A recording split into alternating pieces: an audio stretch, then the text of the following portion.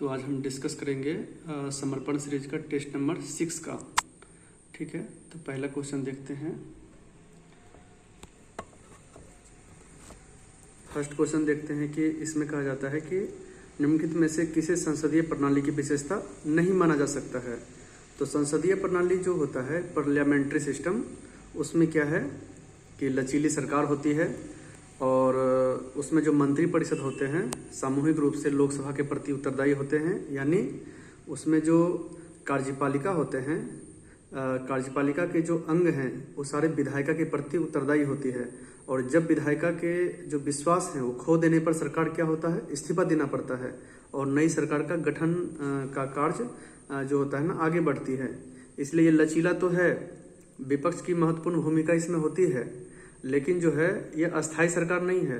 क्यों? जब तक विश्वास मत है तब तक सरकार है, विश्वास मत खो देने के बाद वह सरकार गिर जाती है। इसलिए इसका आंसर फर्स्ट का ए होगा।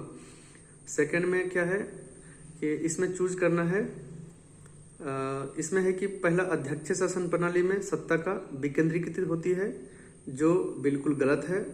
क्योंकि जो अध्यक्षीय शासन प्रणाली जैसे अमेरिका में है उसमें राष्ट्रपति जो होता है कार्यपालिका का प्रमुख होता है, हेड होता है, और उसमें क्या है कि विधायिका से वो पूरा स्वतंत्र ही होता है। तो जब विधायिका से स्वतंत्र है तो इसका मतलब क्या है कि वो किसी बॉन्डिंग से परे नहीं है, बॉन्डिंग में बंधे नहीं है। तो इसलिए सत्ता का क्या करेगा, वो केंद्रीकृत करेगा, अपना पावर को सेंट्रलाइज करेगा। ठीक है, तो इस प्रकार से जो अमेरिका के प्रेसिडेंट हैं उनके पास व्यापक शक्ति होती है, अधिकार होते हैं, और सत्ता का जो होता है वहाँ पे केंद्रीकृत होती है। तो इसलिए पहला गलत है। सेकंड है अध्यक्षीय शासन प्रणाली में राष्ट्रपति कार्यपालिका का प्रमुख होता है। ठीक है, तो ये बिल्कुल सही है, सर्वे सर्वा होता है। थर्ड में है कि राज्यसभा का सदस्य बनने के लिए न्यूनतम आयु कितना होनी चाहिए। तो राज्यसभा का सदस्य हो या विधान परिषद का सदस्य हो उसके लिए 30 साल चाहिए। लोकसभा का सदस्य हो या विधानसभा का सदस्य हो उसके लिए 25 वर्ष। राष्ट्रपति हो, उपराष्ट्रपति हो इसके लिए और राज्यपाल हो उसके लिए 35 ईयर्स। ठीक है, नेक्स्ट है राज्यसभा कैसे भंग होती है। तो राज्यसभा हम जानते हैं कि राज्यसभा जो है उसमें क्या है कि यह एक अस्थाई जो है सदन है, यह कभी भंग नहीं होता है, बल्कि इसके सदस्यों का जो कार्यकाल है, टेन्योर है, वो 6 इयर्स का होता है। और उसमें हर एक जो 1/3 सदस्य हैं प्रत्येक 2 वर्ष के पश्चात सेवानिवृत्त हो जाते हैं। राज्यसभा के बारे में और बता दूं कि इसमें टोटल अधिकतम संख्या 250 हो सकता है, और जिसमें कि राज्य और जो भी यूटी हैं दोनों को मिला करके 238 सदस्य ही चुने जा सकते हैं, और जो बाकी जो 12 सदस्य हैं वह राष्ट्रपति के द्वारा मनोनीत किए जाते हैं। जो कला के क्षेत्र में हो, साहित्य के क्षेत्र में हो, 4-5 संकाय हैं उनके थ्रू वो इलेक्टेड होते हैं, चुने जाते हैं। 12 जो है मनोनीत सदस्य राष्ट्रपति के द्वारा चुने जाते हैं। 5 नंबर में क्या है कि संविधान में संशोधन करने के विषय में लोकसभा की शक्ति राज्यसभा की शक्ति के बराबर है, ना कि अधिक है। ठीक है, ये गलत स्टेटमेंट है, दोनों का शक्ति बराबर है। और धन विधेयक केवल लोकसभा में ही प्रेजेंट किए जाते हैं, और जिसका जो आर्टिकल 110 में है, 110 में है। और इसमें राज्यसभा जो है एक सलाहकारी भूमिका बस निभाते हैं। ठीक है, सलाहकारी भूमिका निभाते हैं, और राज्यसभा को इंटीमेट किया जाता है, बट वो 14 दिन के बाद स्वतः ही पारित कर दिया जाता है। ठीक है, 6 नंबर में क्या है कि भारत के नियंत्रक महालेखा परीक्षक जो कैग है, जिसका आर्टिकल 148 में किया गया है, वह उसकी जांच की जो जांच कौन सी समिति करती है, तो पब्लिक अकाउंटेंट कमेटी यानी लोक लेखा समिति उसकी रिपोर्ट को क्रॉस चेक करती है। नेक्स्ट है कि रिक्त स्थानों की पूर्ति करें। तो संसद की जो अस्थाई कमेटी है यानी स्टैंडिंग कमेटी, यह मेनली 2 तरह के होते हैं। एक होते संसद की जो कमेटी है मेनली 2 तरह की होती है। एक होता है स्टैंडिंग कमेटी यानी अस्थाई समिति, दूसरा होता है एडहॉक कमेटी यानी तथर्थ समिति। तो अस्थाई समिति का जो होती है वो निरंतर अपने काम करते रहती है, लेकिन जो एडहॉक कमेटी होती है वह किसी विशेष उद्देश्य की पूर्ति के लिए किया जाता है। उद्देश्य खत्म हो जाने के बाद, प्रयोजन पूरा हो जाने के बाद उसको समाप्त कर दिया जाता है। ठीक है, तो अस्थायी समिति में ही ये लगभग 2:1 के रेशियो में लिया जाता है। ठीक है, 8 नंबर देखते हैं कि एस्टिमेट कमेटी अस्थायी समिति का अपवाद है जिसमें कि सिर्फ लोकसभा के सदस्य होते हैं, जिसमें 30 माने जाते हैं। 9th नंबर में है कि इसमें कहा जाता है कि सही उत्तर को चयन करें। तो उच्चतम न्यायालय के जो आरंभिक क्षेत्राधिकार हैं, आरंभिक का मतलब क्या हुआ? आरंभिक का मतलब होता है उसका मौलिक क्षेत्राधिकार जो हुआ। तो मौलिक क्षेत्राधिकार में है कि संघ हो या एक से अधिक राज्य के बीच में जो विवाद हो, या 2 या 2 से अधिक राज्य के विवाद हो, इंटर स्टेट जल विवाद हो, या मौलिक अधिकार से संबंधित किसी भी प्रकार का विवाद हो, वह उच्चतम न्यायालय के आरंभिक या मौलिक क्षेत्राधिकार में आते हैं। ठीक है, और यहाँ जो सेकंड में है कि भारतीय संघ तथा किसी राज्य क्षेत्र के बीच का जो विवाद है वह उसके मौलिक या आरंभिक क्षेत्राधिकार में नहीं आते हैं। 10th में है मिलान करना इसमें। तो इसमें मिलान करने में, इसमें कैसे मिलान करेंगे? तो इसमें हिट एंड ट्रायल देखिए कि सुप्रीम कोर्ट का जो अभिलेख न्यायालय है, यह जानते हैं कि आर्टिकल 129 में है। तो अगर आप डी का 2 पकड़ लेते हैं तो डी का 2 में बी और सी है, इसको एलिमिनेट करना है। तो फिर देखते हैं कि सुप्रीम कोर्ट की जो सलाहकारी है, जो राष्ट्रपति को सलाह देती है, वो आर्टिकल 143 के तहत, तो सी का 4 है, सी का 4 है। तो इस तरह से बी का 3rd होगा। दीवानी मामलों में सुप्रीम कोर्ट की अपीलेट जो अधिकार है वह 133 के तहत दिया गया है। और जो राष्ट्रपति उपराष्ट्रपति के जो चुनाव संबंधित विवाद हैं वह आर्टिकल 71 के तहत प्रावधान है। ठीक है, 11 नंबर में क्या है कि इसमें कह रहा है कि कौन सा कथन सही है। तो सही देखते हैं कि सुप्रीम कोर्ट के लिए बाध्यकारी है कि वह राष्ट्रपति द्वारा निर्देशित किसी भी मामलों में अपनी परामर्शी अधिकारिता का प्रयोग करते हुए मत व्यक्त कर सकता है। ये बिल्कुल गलत स्टेटमेंट है, क्योंकि सुप्रीम कोर्ट के पास यह बाध्यकारी नहीं है। यह बाध्यकारी नहीं है क्योंकि राष्ट्रपति का कोई भी निर्देश दे तो उसको अपना मत व्यक्त करे। ऐसा आप सुने होंगे कि 1990 के आसपास जो राम जन्मभूमि मंदिर था, उसके मामले में विवादित स्थल जो थे, उसमें राष्ट्रपति ने ये पूछा था कि मंदिर है या नहीं है। इस पर मत देने से सुप्रीम कोर्ट ने साफ इनकार कर दिया था। इसका मतलब है कि वो बाध्यकारी नहीं है। सेकंड है कि परामर्शी अधिकारिता के शक्ति के अधीन किसी भी निर्देश पर उच्चतम न्यायालय की पूर्ण पीठ में सुनवाई करती है। बिल्कुल सही है। परामर्शी अधिकारिता के अधीन प्राप्त निर्देश व्यक्त किया हुआ उच्चतम न्यायालय पर मत सरकार पर बाध्यकारी नहीं होता है। ठीक है, ये भी बिल्कुल सही है।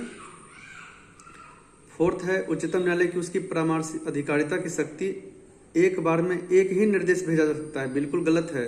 अभी आप सुने होंगे कि राष्ट्रपति, आदरणीय जो राष्ट्रपति हैं द्रौपदी मुर्मू, उन्होंने राज्यपाल और राष्ट्रपति के रिगार्डिंग जो सुप्रीम कोर्ट से सलाह मांगे हैं, उसमें 14 क्वेश्चन पूछे हैं कि राज्यपाल और राष्ट्रपति जो बिल पे जो पेंडिंग होते हैं, उनका जो कभी वीटो का प्रयोग करते हैं, कभी वो आरक्षित रख लेते हैं विधेयक को।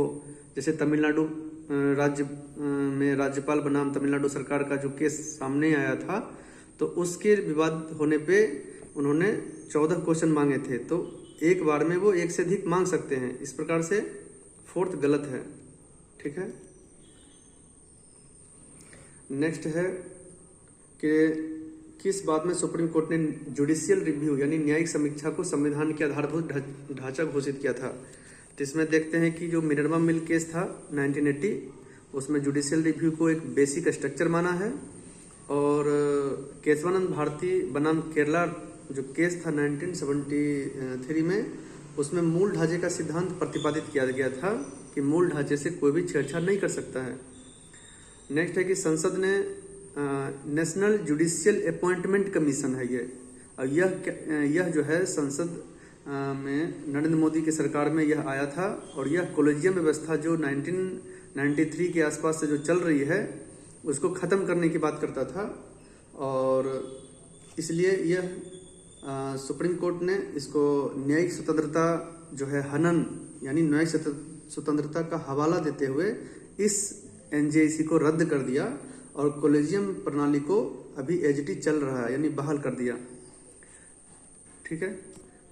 14th नंबर में क्या है कि इसमें पूछ रहा है कि स्टेटमेंट वाइज है कि उच्च न्यायालय के निर्णय आदेश सभी राज्य प्राधिकरण नागरिक सरकारी संस्थान पे बाध्यकारी होते हैं। बिल्कुल सही। उच्च न्यायालय एक अभिलेख न्यायालय है, ये भी बिल्कुल सही है।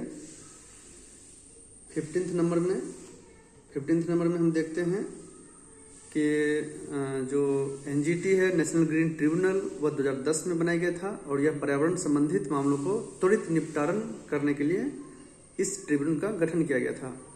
16th में है कि आर्टिकल 157 और 158 के तहत राज्यपाल के पद पर नियुक्त होने के लिए कौन सी योग्यता निर्धारित नहीं की गई है, तो उस राज्य से संबंधित हो वो कोई जरूरी नहीं है। ठीक है। 17 में है किसी राज्य के राज्यपाल की परिलब्धि भत्ते उसकी पदावधि के दौरान कम नहीं किए जा सकते हैं। बिल्कुल सही। और उन पर जो भी केस हो मुकदमा हो उनके टेन्योर के समय नहीं किया जा सकता है, इनएक्टिव रहता है। जब उनका कार्यकाल पूरा हो जाएगा तब से वो केस जो हैं वो फिर से एक्टिव हो जाएंगे और उन पर कार्रवाई की जा सकती है। 18 नंबर में क्या है कि इसमें मिलान करना है। तो इसमें देखते हैं कि एलिमिनेशन मेथड से कि अध्यादेश जारी करने की शक्ति 213 में दिया गया है राज्य को, ठीक है, राज्यपाल को, और राष्ट्रपति को 123 के तहत दिया गया है। तो बी का 4 मिलाते हैं तो बी का 4 सिर्फ सी नंबर में है, तो इसलिए आंसर ये सी हो जाएगा। 19 में क्या है, अनुच्छेद डैश के तहत राज्यपाल अपने विवेकाधिकार का प्रयोग कर सकता है, तो आर्टिकल 163 के तहत। ठीक है। मुख्यमंत्री का यह कर्तव्य होगा कि राज्य की जो विधि स्थिति है उससे राज्यपाल को जानकारी उपलब्ध कराए, तो आर्टिकल 167 और 165 के तहत आर्टिकल में महाधिवक्ता का उल्लेख किया गया है, एडवोकेट जनरल।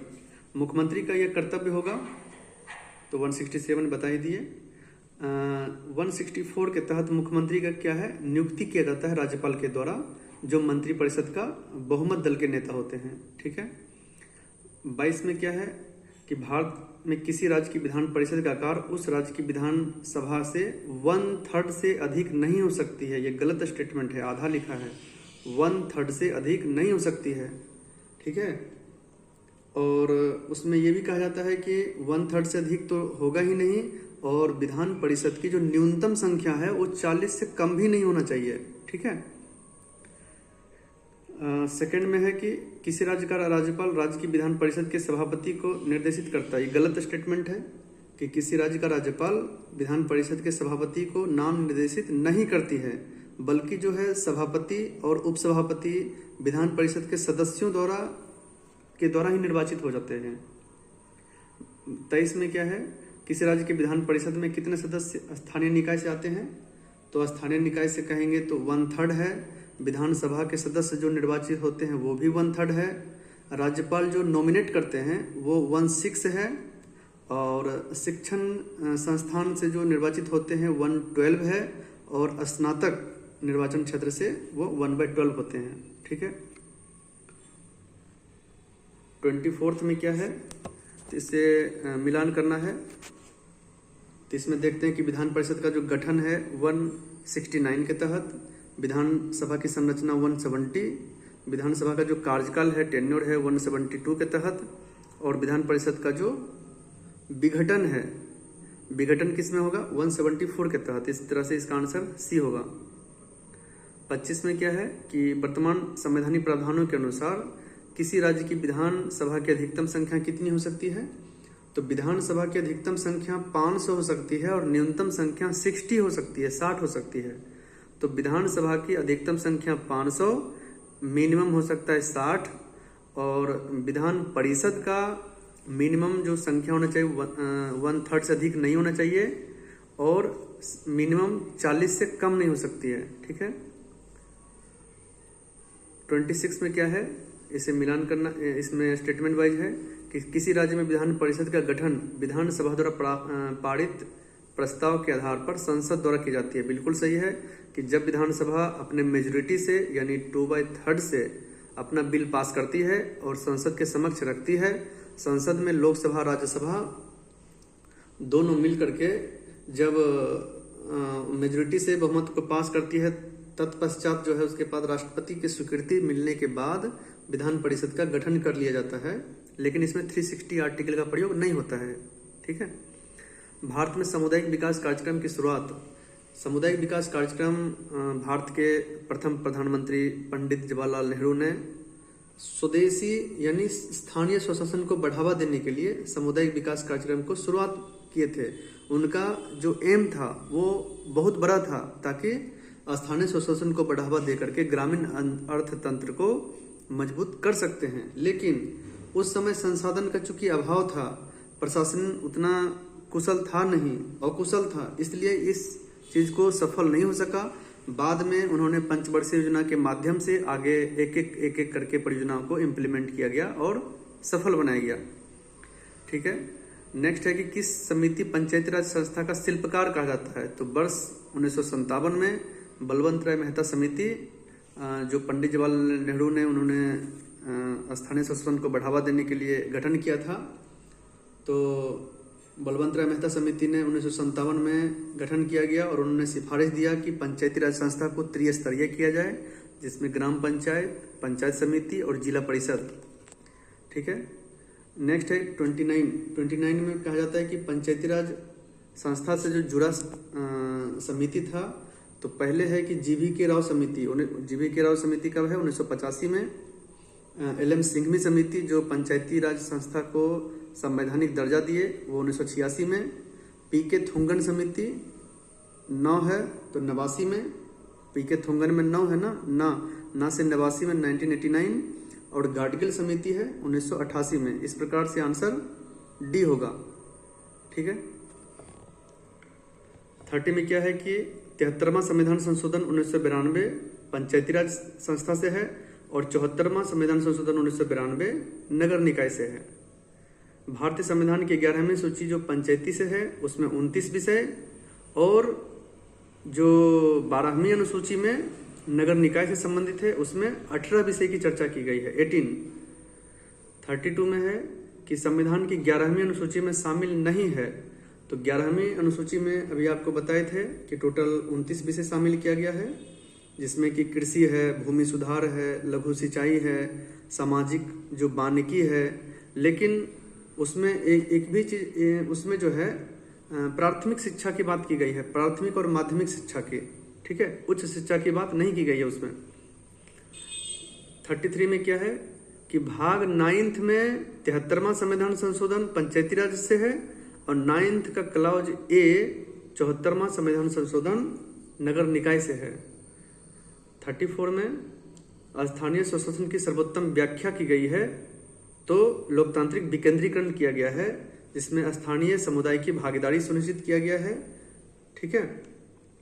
ताकि स्थानीय जो मामले हैं उनको सामाजिक साझेदारी द्वारा सुलझाया जा सके, इंक्लूसिव ग्रोथ हो, सामाजिक हो चाहे आर्थिक विकास को बढ़ावा दिया जा सके, और अपने अपने स्तर पर जो पंचायती राज का जो संस्थाएं हैं अपनी प्रायोरिटी रख करके अपनी मूलभूत आवश्यकता की पूर्ति कर सके। 35 में है कि आपको बताए थे कि आर्टिकल 243 से लेकर के 243O तक पंचायती राज से है और 243P से लेकर के ZG तक वो नगर निकाय से संबंधित है। तो 243 का D से डिप्रेस्ड यानी आरक्षण से संबंधित है, बिल्कुल सही। और 243 का B मतलब गठन से है, ग्राम पंचायत, पंचायत समिति, जिला परिषद। ठीक है। लेकिन यहाँ कह रहा है राज्य चुनाव आयोग, तो आयोग इलेक्शन से कलेक्शन यानी 243 का K से संबंधित है, इसलिए गलत है B नंबर। ठीक है। 36 में क्या है, कुल कितने यूटी हैं? तो आपको बता दूं कि जब जम्मू कश्मीर का जो पुनर्गठन अधिनियम 2019 आया था, उसके पश्चात जम्मू कश्मीर और लद्दाख 2 यूटी बनाए गए। इस प्रकार से कुल यूटी की संख्या टोटल 8 हो गए। ठीक है। 37 में देखते हैं, इसे मिलान करना है।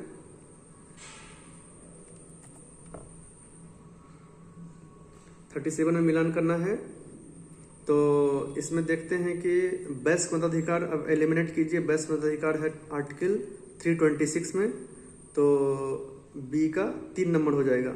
ठीक है। उसी प्रकार से किसी व्यक्ति को धर्म, जाति, लिंग, नस्ल के आधार पर मतदाता सूची में नामांकन से नहीं रोका जा सकता है, तो इसमें आर्टिकल 325 के तहत है। इस प्रकार से इसका बी आंसर होगा। 38 में क्या है कि निर्वाचन आयोग की शक्तियां, तो निर्वाचन आयोग की शक्तियां जो है प्रशासनिक है, अर्धन्यायिक है और सलाहकारी है, न्यायिक शक्ति नहीं है। ठीक है, न्यायिक शक्ति और अर्धन्यायिक शक्ति में यही अंतर है कि जब कोई विशेष जो टेक्निकल मामले होते हैं वो न्यायिक ढंग से, अगर कोई न्यायिक पोस्ट पर नहीं है, अगर वो यानी गैर न्यायिक व्यक्ति द्वारा निपटाया जाता है तो उसको अर्धन्यायिक व्यक्ति बोलते हैं। ठीक है, तो इस प्रकार से इसका आंसर सी होगा। 39 में क्या है कि ईवीएम इलेक्ट्रॉनिक वोटिंग मशीन का प्रारंभ करने के लिए सिफारिश किसने दिए थे? तो इसका जो है दिनेश गोस्वामी समिति दिए गए थे। एक्चुअली चुनाव सुधार को लेकर के 1990 से यानी 1990 में दिनेश गोस्वामी समिति का गठन किया गया था और उस समिति ने ये कहा कि निष्पक्ष और स्वतंत्र चुनाव और त्वरित उसका जो रिजल्ट आए उसके लिए ईवीएम का प्रयोग को उन्होंने सिफारिश किया था। तभी से आगे चल करके ईवीएम को सरकार ने उस सुझाव को मान लिया और आगे चल रहा है। अनुसूचित क्षेत्र और जनजाति क्षेत्र के प्रशासन से संबंधित जो भाग हैं वो भाग 10th है। 9 भाग में क्या है? पंचायती है और 9th ए में क्या है? नगर निकाय है। 41 में क्या है कि संविधान का यहाँ पे 316 होना चाहिए था कि 316 के तहत संयुक्त राज्य लोकसभा आयोग के अध्यक्ष और सदस्यों की नियुक्ति भारत के राष्ट्रपति करते हैं। लेकिन जो इसमें आर्टिकल 323 जो है इसमें संयुक्त लोक सेवा आयोग, यानी अगर इसमें ये कहा जाता है कि 315 जो है ना आर्टिकल, ये बोलता है आर्टिकल 315 कि 2 या 2 से अधिक राज्य अगर आपसी सहमति से ये कहे कि हमारे लिए एक संयुक्त लोक सेवा आयोग का गठन किया जाए तो उसमें क्या है कि राष्ट्रपति उसकी गठन करती है। लेकिन राष्ट्रपति गठन करती है, लेकिन क्या है कि 323 के तहत संयुक्त राज्य कर्तव्य होगा कि वह राज्यपाल के समक्ष अपना वार्षिक रिपोर्ट प्रस्तुत करे। ठीक है, इसमें राष्ट्रपति गलत है। 42 में देखते हैं कि राज्य लोक सेवा आयोग के सदस्य को कौन हटा सकता है? तो राज्य लोक सेवा आयोग के सदस्य को चुन भले सकता है राज्यपाल, लेकिन हटाने का अधिकार उच्चतम न्यायालय की जांच के पश्चात राष्ट्रपति हटाती है। ठीक है, 43 में क्या है कि इसमें वित्त आयोग के अध्यक्ष और सदस्य की योग्यता, एक्चुअली वित्त आयोग का जो गठन है आर्टिकल 280 के तहत किया गया है और उसमें है उसका मुख्य कार्य होता है कि केंद्र और राज्य के बीच में वित्तीय संसाधन का बंटवारा करना, उसकी सिफारिश करना। लेकिन इसमें क्या है ना, इसमें लिखा है कि सदस्य की योग्यता का निर्धारण राष्ट्रपति करती है। बिल्कुल गलत है ये। वित्त आयोग के अध्यक्ष की नियुक्ति राष्ट्रपति भले करती है, लेकिन उसकी योग्यताओं जो है वह खुद ही संविधान में वर्णित है, राष्ट्रपति निर्धारण नहीं कर सकती है उसे, और अध्यक्ष और सदस्यों की नियुक्ति राष्ट्रपति करती है। बिल्कुल सही है। 43 का डी। 44 में है कि इसको फाइनेंस कमीशन यानी आर्टिकल 240 में जो दिया गया है उसमें क्या बोलता है कि भारत की संचित निधि से धन निकालने की अनुमति देता है वित्त आयोग। गलत है, क्योंकि भारत की संचित निधि से संसद अनुमति देता है और आकस्मिक निधि से राष्ट्रपति देती है। प्राप्त करों के राज्यों के बीच में बांटना वित्त आयोग का काम है। बिल्कुल सही। सहायता अनुदान देना आर्टिकल 275 के तहत बिल्कुल सही। और संघ सरकार राज्य सरकार के बजट के प्रावधानों के अनुसार करों की उगाही कर रही या नहीं इनकी देखरेख क्या करती है? Controller and audit general. इसलिए इसका आंसर 1 और 4 वित्त आयोग नहीं करती है। 45 में है कि जीएसटी जो काउंसिल है उसका गठन आर्टिकल 279 में किया गया है और 279 के तहत यह है कि ये केंद्र और राज्य के बीच में समन्वय स्थापित करती है। ठीक है, और 1 जुलाई 2017 से लागू किया गया था और इसका जो अधिनियम था 101 अधिनियम 2016 में आया था। राष्ट्रीय अनुसूचित जनजाति आयोग, तो एक्चुअली क्या हुआ था कि राष्ट्रीय अनुसूचित जाति और जनजाति दोनों को बांट दिया गया और अनुसूचित जाति का आयोग का गठन 338 में है। ठीक है, 338 आर्टिकल में है और अनुसूचित जनजाति का 338 ए में किया गया है और इसका गठन वर्ष 2004 में किया गया। ठीक है, और इसमें 1+3 यानी एक अध्यक्ष होते हैं, एक उपाध्यक्ष होते हैं और 3 अन्य सदस्य होते हैं जिनका नियुक्ति राष्ट्रपति करती है। ठीक है, 1+1+3। राष्ट्रीय पिछड़ा वर्ग आयोग का गठन, तो राष्ट्रीय पिछड़ा वर्ग आयोग का गठन वर्ष 1993 में की गई थी और इसको जो है संवैधानिक जो मान्यता है वह वर्ष 2018 में किया गया और इसका आर्टिकल 340 के तहत गठन किया गया है।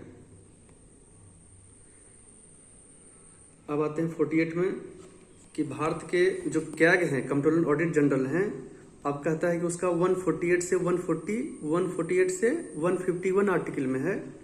और कैग क्या करती है, जितना भी लेखा परीक्षा होते हैं, ठीक है, जितना भी रिपोर्ट, जितना भी खर्चा का लेखा जोखा करते हैं वो कैग के ही संस्था निर्माण करती है। और कैग का रिपोर्ट क्या करती है, कैग अपना रिपोर्ट राष्ट्रपति या राज्यपाल को देती है, जैसे केंद्र और राज्य के संबंध में। वह क्या करती है, लोकसभा अध्यक्ष को देती है। लोकसभा अध्यक्ष क्या करती है, फाइनली पब्लिक अकाउंटेंट कमेटी को देती है कि क्रॉस चेक करो इसको, जिसमें विपक्ष का नेता होता है, विपक्ष का मेंबर होते हैं उसमें। और पब्लिक अकाउंटेंट कमेटी उस रिपोर्ट की जांच करके फिर लोकसभा अध्यक्ष को पुनः लौटाता है और लोकसभा अध्यक्ष फिर संसद के पटल पर रखवाता है। ये प्रोसेस है, यानी क्या की रिपोर्ट राष्ट्रपति या राज्यपाल को देगी, वह लोकसभा अध्यक्ष को देता है, लोकसभा अध्यक्ष पब्लिक अकाउंटेंट कमेटी को देता है, अब पब्लिक अकाउंटेंट कमेटी फिर जांच पड़ताल करके फिर लोकसभा अध्यक्ष को देता है, जिसमें संसद के पटल पे लोकसभा अध्यक्ष रखते हैं। 49 में क्या है, किसे संसद को संबोधित करने का अधिकार प्राप्त है, तो अटॉर्नी जनरल आर्टिकल 76 में संबोधित कर सकते हैं, लेकिन वोट देने का अधिकार नहीं है, हालांकि वह मेंबर भी नहीं होता है। राष्ट्रीय महिला आयोग एक संवैधानिक निकाय है, ठीक है, 50 का डी नंबर हो जाएगा, ये गलत लिख दिए, ये संवैधिक हो जाएगा, ठीक है। राष्ट्रीय महिला आयोग एक संवैधिक है। संवैधिक जो है अधिनियम 1990 के तहत किया गया था और राष्ट्रीय महिला आयोग का गठन जनवरी 1992 में किया गया। भारतीय संविधान के किस अनुच्छेद के अंदर कैग का उल्लेख किया गया है, तो कैग का है आर्टिकल 148। कैग की भूमिका होता है कि केंद्र राज्य के खातों का ऑडिट करना और शुद्ध कर को प्रमाणित करना। लोक लेखा, लोकपाल और लोकायुक्त अधिनियम 2013 के अनुसार सीबीआई के निदेशक की नियुक्ति कौन करता है, कि एक उच्च स्तरीय समिति करती है, जिसमें कि एक होते हैं प्रधानमंत्री, अध्यक्ष होते हैं, लोकसभा के विपक्ष का नेता होता है, भारत का मुख्य न्यायाधीश या उसके द्वारा जो नामित अन्य न्यायाधीश है। तो इस प्रकार से क्या है ना कि एक स्पेशल जो स्तर समिति होता है, एक उच्च स्तरीय समिति करती है। कैग का कार्यकाल 6 वर्ष 65 वर्ष होता है। भारत के सर्वोच्च विधि अधिकारी अटॉर्नी जनरल आर्टिकल 76 के तहत। भारत का महान न्यायवादी के बारे में है कि वह सदन का सदस्य नहीं होता है, फिर भी वह कार्यवाही में भाग लेता है, सलाह देता है और सभी न्यायालय में सुनवाई देता है, ठीक है। अटॉर्नी जनरल की विशेषता यह है, योग्यता होना चाहिए कि सर्वोच्च न्यायालय के न्यायाधीश के नियुक्त होने का योग्य होना चाहिए। कौन सा कार्य राज्य के महाधिवक्ता का नहीं है, तो जो एडवोकेट जनरल है आर्टिकल 165 के तहत राज्य में, वह राज्य सरकार को सलाह देती है, राज्यपाल द्वारा कानूनी कर्तव्य का पालन करती है और उच्च और सर्वोच्च न्यायालय में राज्य सरकार का प्रतिनिधित्व करती है। यह सालसा का अध्यक्ष के रूप में कार्य नहीं करती है। महाधिवक्ता का कार्यकाल, यह राज्यपाल के प्रसाद प्रयत्न ग्रहण करते हैं, ठीक है। नीति आयोग, चूंकि योजना आयोग क्या करते थे कि ऊपर के जो ऑफिसर थे वो अपना खुद से योजना को बनाते थे और जमीनी लेवल पे इम्प्लीमेंट करते थे, जो ज़्यादातर वो मतलब निर्णायक भूमिका नहीं निभा पाते थे। लेकिन अभी के समय में क्या है कि अभी के समय में नीचे से ऊपर का दृष्टिकोण रखा गया है, यानी नीचे का मतलब है कि जो राज्य हैं, स्थानीय निकाय हैं, लोकल बॉडी हैं, जमीनी स्तर के जो समुदाय हैं, उनकी भागीदारी सुनिश्चित करके लोकल जो इश्यूज हैं उसको धीरे धीरे एक एक स्टेप करके नीचे से ऊपर, यानी गांव, ग्राम, पंचायत, नगर निकाय से लेकर के ऊपर जिला, राज्य, फिर केंद्र तक आते हैं। तो इस प्रकार से क्या है कि जो भी हाईलाइटेड इशू हैं वो उसको प्रायोरिटाइजेशन करके जल्दी से रिजॉल्व किया जाता है। तो NITI Aayog, national institute of transforming India, इसका जो है दृष्टिकोण नीचे से ऊपर है, जो एक सलाहकारी और थिंक टैंक पे काम करती है, ठीक है। और सहकारी संघवाद हो, इंक्लूसिव ग्रोथ, इनोवेशन, इसके माध्यम से ये आगे कार्य कर रही है। और सतत विकास सूचकांक जो 2015 से 30 तक 17 गोल है उसको भी आगे बढ़ाने में मॉनिटरिंग करती है। 61 में है कि नीति आयोग का उद्देश्य नहीं है, इसका उद्देश्य है कि सहकारी संघवाद को बढ़ावा देना, सतत विकास को प्रोत्साहित करना, सरकार का रणनीतिक दीर्घकालिक नीति का मार्गदर्शन प्रदान करना। ठीक है, वित्तीय संसाधन का आवंटन करना वित्त आयोग का काम है। नीति आयोग के पहले उपाध्यक्ष कौन थे? तो अरविंद पनगड़िया थे। 65 में क्या है कि योजना निर्माण में केंद्र राज्य के बीच में समन्वय के प्रमुख मंच के रूप में नेशनल डेवलपमेंट काउंसिल का स्थान नीति आयोग का शासी परिषद लिया है। नेशनल ह्यूमन राइट कमीशन यह मानवाधिकार के उल्लंघनकर्ताओं को दंडित नहीं करता है, यह जुडिशियल बॉडी का काम है।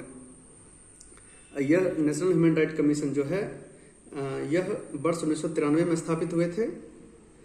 65 में क्या है कि नेशनल ह्यूमन राइट कमीशन वह क्या करते हैं कि स्वयं प्रेरणा, शिकायत और न्यायालय द्वारा संदर्भित होते हैं। ठीक है।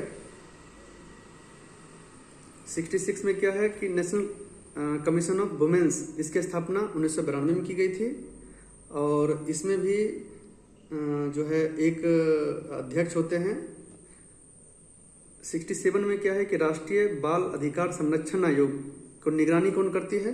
तो इसमें देखते हैं कि जो NCPCR है सभी बाल संबंधी कानून की कार्यान्वयन निगरानी करता है। NCPCR की स्थापना बाल अधिकार संरक्षण आयोग अधिनियम 2005 के तहत की गई थी और बालक वो हैं जिसका उम्र 18 वर्ष से कम हो। ठीक है, तो इसमें सभी होगा।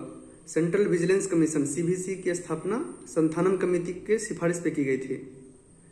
और 69 में क्या है कि CVC भ्रष्ट अधिकारियों पर मुकदमा चलाने की शक्ति, एक मुकदमा नहीं, वह क्या करती है कि वह सिर्फ सलाह देती है, वह उसकी जांच पड़ताल करती है, पर्यवेक्षी निकाय के रूप में काम करती है। ठीक है, और यह विशेष रूप से केंद्र सरकार के विभाग हो या सार्वजनिक क्षेत्र के उपक्रम हो, उनकी सतर्कता मामलों पर कार्य करती है।